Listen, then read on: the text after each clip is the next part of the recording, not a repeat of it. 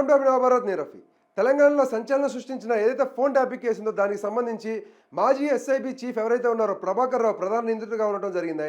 ఆయనకి సంబంధించి గురువారం వరకు కూడా ఆయన అయితే విచారించడం జరిగింది సిట్ అధికారులు. దీనికి సంబంధించి ఆయన ఇంతకుముందు చాలాసార్లు విచారించినా సరే ఆయన అయితే ఎలాంటి సమాధానం ఇవ్వకుండా అయితే దాటవేసే ప్రయత్నం అయితే చేసిండు సమాధానాలని. దీనికి సంబంధించి ఏదైతే ఉందో సిట్ అధికారులు సుప్రీంకోర్టుకి వెళ్ళడం ద్వారా అయితే ఆయన్ని దీర్ఘకాలం పాటు అయితే ఆయన్ని విచారించే పర్మిషన్ అయితే దొరకడం జరిగింది. దీనికి సంబంధించి విచారణ గడువు గురువారంతో అయితే ముగియడంతో శుక్రవారం రోజు అయితే ఆయన్ని వైద్య పరీక్షలు నిర్వహించి అయితే ఆయన ఇంటికి పంపించడం జరిగింది.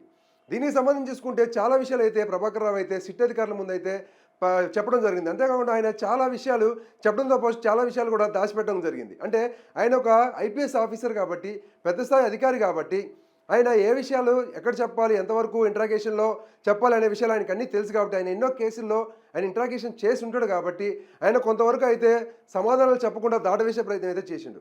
ఆయన చెప్పిన ఏదైతే కొంతవరకు ఇన్ఫర్మేషన్ ఏదైతే ఉందో దాన్ని వాళ్ళు క్రోడీకరించి ఎవరైతే సిట్ అధికారులు ఉన్నారో దాన్ని మొత్తాన్ని కూడా క్రాస్ వెరిఫై చేసే పనులు అయితే ఉన్నారు.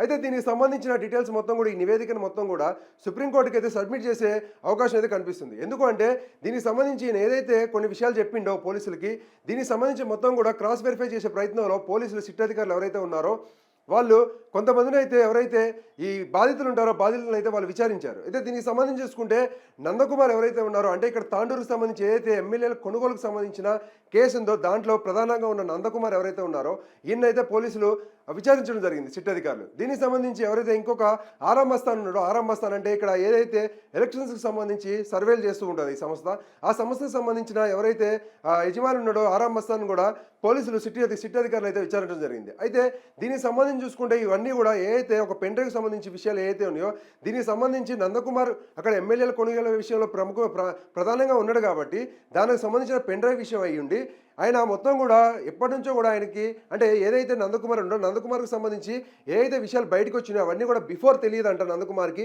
ఎప్పుడైతే ఫోన్ ట్యాపింగ్ అవుతుందని ఎప్పుడు తెలిసిందంటే అతనికి ఎప్పుడైతే ఎమ్మెల్యేల కొనుగోలులో ఆయన ప్రధానంగా ఉన్నాడో దానికి సంబంధించిన పోలీసు వాళ్ళు ఏదైతే అక్కడ అప్పుడున్న బీఆర్ఎస్ పార్టీ బయటపెట్టిన రికార్డింగ్లు అవన్నీ ఉన్నాయో వాటికి సంబంధించి ఆ వీడియో ఫుటేజ్ సంబంధించి కూడా ఇవన్నీ బయటకు వచ్చిన తర్వాత అయితే నందకుమార్ అయితే ఫోన్ ట్యాపింగ్ అయితే గుర్తించడం జరిగింది. ఇవన్నీ డీటెయిల్స్ కూడా ఇక్కడ ఎవరైతే ప్రభాకర్ రావు చెప్పిన సమాధానాలు అలాగనే నందకుమార్ చెప్పిన సమాధానాలు ఇవన్నీ కూడా క్రాస్ వెరిఫై చేసి వీటన్నింటినీ కూడా క్రోడీకరించి ఇవన్నీ కూడా సుప్రీంకోర్టుకి సబ్మిట్ చేసే అవకాశం కనిపిస్తుంది సిట్. ఎందుకంటే ఇక్కడ చూసుకుంటే కూడా ప్రధానంగా ఇక్కడ ఇంకొక విషయం ఏంటంటే చాలామంది అంటే ఇక్కడ ఈయన ఏదైతే ప్రభాకర్ రావు చెప్పిన విషయాల్లో 2023 నవంబర్లో దాదాపుగా చూసుకుంటే 4000 మంది ఫోన్లు అయితే ట్యాపింగ్ చేసినట్టు తెలుస్తుంది. దీంట్లో 618 మంది ఫోన్లు అయితే అంటే 618 మంది అయితే ప్రముఖులు ఉండడం జరిగింది. అయితే ఇక్కడ చూసుకుంటే అంతేకాకుండా ఇక్కడ ఏదైతే ఫోన్ ట్యాపింగ్లు ఇవన్నీ జరిగినాయో దీనికి సంబంధించి 2023 నవంబర్లో ఎక్కువగా జరిగినట్టే తెలుస్తుంది. అయితే ఇక్కడ దీనికి సంబంధించి ఈ కేసు మొత్తం కూడా ఇక్కడ జరిగిన దాంట్లో ఇక్కడ ప్రభాకర్ రావు ఏం చెప్తుందంటే ఇంకొక విషయం ఏం చెప్పాడంటే ప్రభాకర్ రావు దీనికి సంబంధించి ఫోన్ ట్యాపింగ్ ఎందుకు చేశారు కొంతమంది అని అడిగినప్పుడు సిట్ అధికారులు ఆయన చెప్పే సమాధానాలు ఏంటంటే హరీష్ రావు మావోయిస్టుల గురించి అయితే ఆయనతో మాట్లాడినట్టు ఆయన చెప్పడం జరుగుతుంది. అంతేకాకుండా ఇక్కడ ప్రముఖుల ఫోన్ ఎందుకు ట్యాప్ చేశారు, ఇక్కడ 4000 ఫోన్లు ఉన్నాయి, ఈ ట్యాప్లు ఎందుకు జరిగినాయి ఉన్నప్పుడు ఆయన చాలామంది ఫోన్లు కూడా మావోయిస్టులతో కనెక్షన్స్ ఉన్నాయి అనే ఒక కారణంతో అయితే ఆయన అయితే ట్యాప్ చేసినట్లయితే ఆయన చెప్పడం జరుగుతుంది. అంటే ఇక్కడ ఒక ఫోన్ ట్యాపింగ్ చేయాలి అంటే వాళ్ళ మీద ఏదో ఒక ఆరోపణ క్రియేట్ చేయాలి కాబట్టి ఇక్కడ వాళ్ళ దగ్గర ఏ ఆరోపణ దొరకనప్పుడు వాళ్ళు ఏం చేస్తారంటే ఇక్కడ అక్రమంగా ట్యాపింగ్ చేసే ఎవరైతే ఉన్నారో అధికారులు వీళ్ళు ఏం చేస్తారంటే వాళ్ళకి మావోయిస్టులకి సంబంధం ఉంది దానికోసం అని చెప్పేసి మేము ఫోన్ ట్యాపింగ్ చేయడం జరిగింది అయితే చెప్పడం జరుగుతుంది. ఇక్కడ కూడా అదే చెప్తున్నాను ప్రభాకర్ రావు ఎవరైతే ఉన్నాడో ప్రధాన నిందితుడు ఈయన కూడా ఏదైతే ఫోన్ ట్యాపింగ్ విషయంలో అయితే చూసుకుంటే ఎక్కువ మంది ఫోన్ ట్యాప్ చేయడం వల్ల వాళ్ళందరికీ కూడా మావోయిస్టులతో సంబంధాలు ఉన్నాయని ఒక సమాధానం అయితే చెప్పేస్తున్నాయి ఆయన. అంటే ఈ విధంగా మావోయిస్టులతో సంబంధం ఉంది అని డైరెక్ట్గా పోలీస్ స్టేషన్ కూడా తీసుకుపోవచ్చు. అంటే ఇక్కడ అక్రమంగా కేసులు పెట్టే అధికారులు కూడా పోలీస్ అధికారులు చూసుకుంటే ఒకసారి వాళ్ళు కూడా మావోయిస్టులతో సంబంధాలు ఉన్నాయని కూడా స్టేషన్కి తీసుకెళ్ళిపోవచ్చు.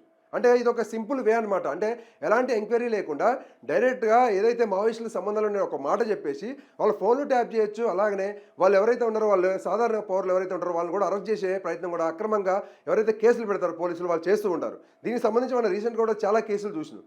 అయితే ఈ మొత్తం సినారియోలో ఈ మొత్తం కేసులో చూసుకుంటే ఇప్పుడు ప్రముఖంగా మనకి వినపడేది నెక్స్ట్ అప్డేట్ ఏది ఉందంటే చూసుకుంటే ఒకసారి ఎవరైతే కేటీఆర్ అలాగే హరీష్ రావు ఉన్నారో వీళ్ళ ముగ్గురికి కూడా నోటీసులు ఇచ్చి వీళ్ళనైతే విచారించే అవకాశం అయితే కనిపిస్తుంది సిట్. ఎందుకు అంటే ఇవన్నీ కూడా జనవరి 1st వీక్లో జరిగే అవకాశం ఉంది. ఎందుకు అంటే ఇక్కడ ఎవరైతే ఇప్పుడు అధికారులు ఎవరైతే ఉన్నారో దీనికి సంబంధించి ట్యాపింగ్కి సంబంధించిన అధికారులందరినీ కూడా విచారించారు.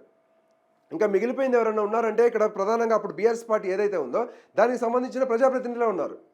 కాబట్టి అప్పుడు గవర్నమెంట్లో ఉంది బీఆర్ఎస్ పార్టీ కాబట్టి ఇక్కడ ఎవరైతే ప్రభాకర్ రావుతో పాటు ఇలా కింద ఉన్న ఎవరైతే ఉన్నారో డిఎస్పీ స్థాయి అధికారులు వీళ్ళందరూ కూడా చెప్పిన మాటలు ఏంటంటే మాకు రాజకీయ నాయకులు ఒత్తిళ్ళ వాళ్ళైతే మేము చేసిన వాళ్ళు ఒప్పుకోవడం జరిగింది.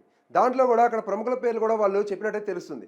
అంటే ఈ విధంగా ప్రముఖుల పేర్లు ఉన్నాయి కాబట్టి ఓవరాల్గా అందరినీ ఎంక్వైరీ చేసిన తర్వాత సిట్ ఒక మాస్టర్ ప్లాన్ వేసింది. ఇప్పుడు ఎవరైతే ప్రముఖులు ఉన్నారో దాంట్లో అంటే బీఆర్ఎస్ పార్టీలో ప్రముఖులు ఎవరున్నారు, కేసీఆర్, కేటీఆర్, హరీష్ రావు ఎవరైతే ఉన్నారు వీళ్ళు ముగ్గురే మేజర్గా ఉన్నారు కాబట్టి అందులో ఇక్కడ ప్రభాకర్ రావు కూడా మావోయిస్టుల గురించి అయితే హరీష్ రావుతో చర్చించినట్టు కూడా తెలుస్తుంది కాబట్టి ఆ ఫోన్ ట్యాపింగ్ విషయంలో ఇక్కడ ఈ ముగ్గురికి నోటీసులు ఇచ్చి వాళ్ళనైతే విచారణకి హాజరు కావాలని చెప్పే అవకాశం అయితే కనిపిస్తుంది. ఇప్పుడు జనవరి 1st వీక్లో అయితే ఇది ఖచ్చితంగా జరుగుతుంది. ఖచ్చితంగా అయితే కేసీఆర్, కేటీఆర్ అలాగే హరీష్ రావు అయితే పోలీసులు అయితే ఖచ్చితంగా అయితే విచారణ అయితే చేస్తారు. దీనికి సంబంధించి అయితే తొందరలో అప్డేట్ అయితే రాబోతుంది. దీనికి సంబంధించి చూసుకుంటే తెలంగాణ రాజకీయాల్లో ఒక చర్చనీయాంశంగా మారింది. అంటే ఇక్కడ ప్రధానంగా ఎవరైతే ఉన్నారో పార్టీలో కేసీఆర్, కేటీఆర్, హరీష్ రావులు వీళ్ళని విచారణ జరిపిన తర్వాత ఎలాంటి విషయాలు బయటపడతాయి. ఎందుకంటే ఇక్కడ తప్పు జరపడానికి ఉండదు. ఇక్కడ ఆల్రెడీ కింద స్థాయి ఎవరైతే అధికారులు ఉంటారో ఐపీఎస్ అధికారులు కానీ కింద ఎవరైతే డిఎస్పీలు, సిఐలు, ఎస్ఐలు ఎవరైతే ఉంటారో వీళ్ళందరినీ కూడా డీసీపీలతో సహా అందరినీ కూడా వీళ్ళు విచారించారు కాబట్టి సిట్ అధికారులు ఇప్పుడు వాళ్ళ దగ్గర డేటా మొత్తం ఉంటుంది. ఇప్పుడు ఈ డేటా మొత్తాన్ని కూడా క్రాస్ వెరిఫై చేసే టైంలో ఇక్కడ కేసీఆర్, కేటీఆర్, హరీష్ ఎవరైతే ఉన్నారో ప్రముఖంగా ఇక్కడ వీళ్ళకి సంబంధించి వీళ్ళందరినీ కూడా విచారణ చేసే టైంలో క్రాస్ వెరిఫై చేసినప్పుడు వీళ్ళు కానీ తప్పులు చెప్తే ఈజీగా దొరికిపోతారు. కాబట్టి ఈ విధమైన ప్లాన్తో అయితే కేసీఆర్, కేటీఆర్ని అయితే తర్వాత హరీష్ రావుని అయితే లాస్ట్లో విచారించడానికి అయితే సిట్ అయితే భావిస్తుంది. అయితే ఇక్కడ మొత్తం చూసుకుంటే కూడా ఇక్కడ ఎంత అక్రమంగా ఫోన్ ట్యాపింగ్లు చేశారనే విషయం అయితే మనకు అర్థమవుతుంది. అంటే ఈ విధంగా ఫోన్ ట్యాపింగ్ చేసిన వాళ్ళని వాళ్ళు ఎంత పెద్ద అధికారులైనా అంటే పెద్ద రాజకీయ నాయకులైనా ఎంత పలుకుబడి ఉన్న వాళ్ళైనా ఎన్ని డబ్బులు ఉన్న వాళ్ళైనా సరే వాళ్ళు ఖచ్చితంగా అయితే కోర్టు ముందు నిలబెట్టి వాళ్ళకైతే కఠినమైన శిక్షలు అయితే విధించాలి. ఎందుకంటే మనకి ప్రాథమిక హక్కులు ఏవైతే ఉన్నాయో ఫండమెంటల్ రూల్స్ మీద అయితే మనకి ప్రాథమిక హక్కుల మీద మన రాజ్యాంగం అనేది నడుస్తుంది. అలాంటిది ఒక పౌరుడికి ఇంపార్టెంట్ అయిన ప్రాథమిక హక్కులనే వీళ్ళు భంగం కలిగించే విధంగా అంటే రాజ్యాంగ ఉల్లంఘనకు పాల్పడ్డారు వీళ్ళు. ప్రాథమిక హక్కులు అంటే వాళ్ళు ఫోన్లో ఎవరితోనైనా మాట్లాడుకోవచ్చు, వాళ్ళకి సంబంధించిన ఏ పనులు చేయొచ్చు. ఎప్పుడైనా దేశానికి ద్రోహం చేసే విషయాల్లో అంటే అసాంఘిక కార్యక్రమాలు ఏమైనా చేస్తుంటే లేదంటే గవర్నమెంట్ని కూల్చే విధంగా ఏదైనా ప్రయత్నిస్తున్నారంటే అలాంటి వాళ్ళకి టెర్రరిస్టులు అలాంటి వాళ్ళని మాత్రమే ఫోన్ ట్యాపింగ్ చేయాలి. నార్మల్గా చూసుకుంటే సుప్రీంకోర్టు కొన్నిసార్లు కొన్ని కేసుల్లో చెప్పిన విషయం కూడా చివరి అస్త్రంగా మాత్రమే ఏదైతే మనకి ఫోన్ ట్యాపింగ్ ఉందో ఫోన్ ట్యాపింగ్ ఉపయోగించుకోవాలి. అంతేగాని మీరు విచారించకుండా అంటే మీరు ఏమీ చేయకుండా డైరెక్ట్గా ఫోన్ ట్యాపింగ్ చేయడం అయితే కరెక్ట్గా అయితే కోర్టులో కూడా చెప్పడం జరుగుతుంది. ఎందుకంటే వాళ్ళ హక్కులను భంగం కలిగించినట్టు కాబట్టి ఈ విధంగా అయితే కోర్టు చెప్పడం జరుగుతుంది. వీటన్నిటిని కూడా వీళ్ళు తొంగలో దొక్కేసి డైరెక్ట్గా వీళ్ళు ఫోన్ ట్యాపింగ్లు చేయడం అది కూడా సాధారణ పౌరుల మీద అంటే ఇక్కడ ఎవరైనా కావచ్చు, సెలబ్రిటీలే కావచ్చు, రాజకీయ నాయకులే కావచ్చు, ఇక్కడ జడ్జిలే కావచ్చు, లాయర్లే కావచ్చు, బిజినెస్ మ్యాన్లే కావచ్చు, ఎవరైనా కావచ్చు, హీరోయిన్లు కావచ్చు.